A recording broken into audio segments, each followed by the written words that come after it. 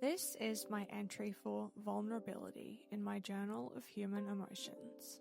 I started this piece by designing a pastel floral background in Procreate, something soft, almost fragile. The background layer has small quotes that say, "I am silent, I am small, I am vulnerable. No, I'm tall. It's okay, you already have it all."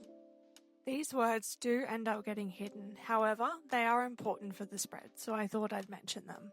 The words scattered across the page aren't poems, at least not originally. They're little scraps from the books in my junk journaling kits. But I gathered them and rearranged them, cut them into fragments, and tried to make them read like a poem. Vulnerability, after all, often comes in fragments. Sentences we're not sure we should say, pieces of ourselves we let slip out, and all of those kind of fun things. I then proceeded to work with vellum paper. It's delicate and translucent, but I had a big fight with it. Glue tape wouldn't hold it, glue sticks wouldn't either. In the end, I had to bring out E600 jewellery glue just to get it to stay.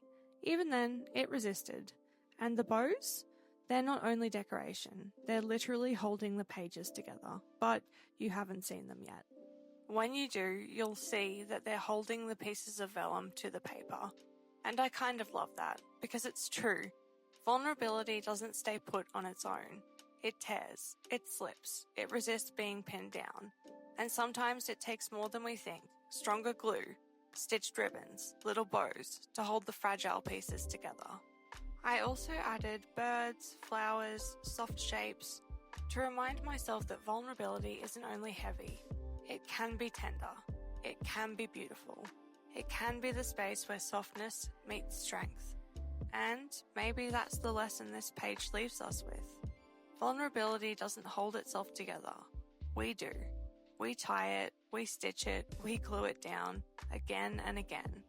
And in those fragile repairs, in the mess and the meaning, and the mending, we find the courage to keep opening up.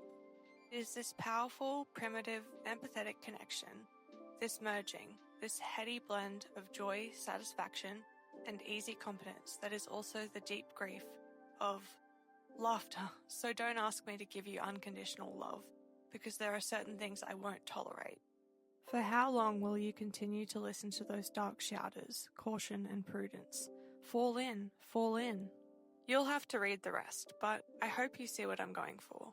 This is a very personal journal entry, but I hope it resonates with you.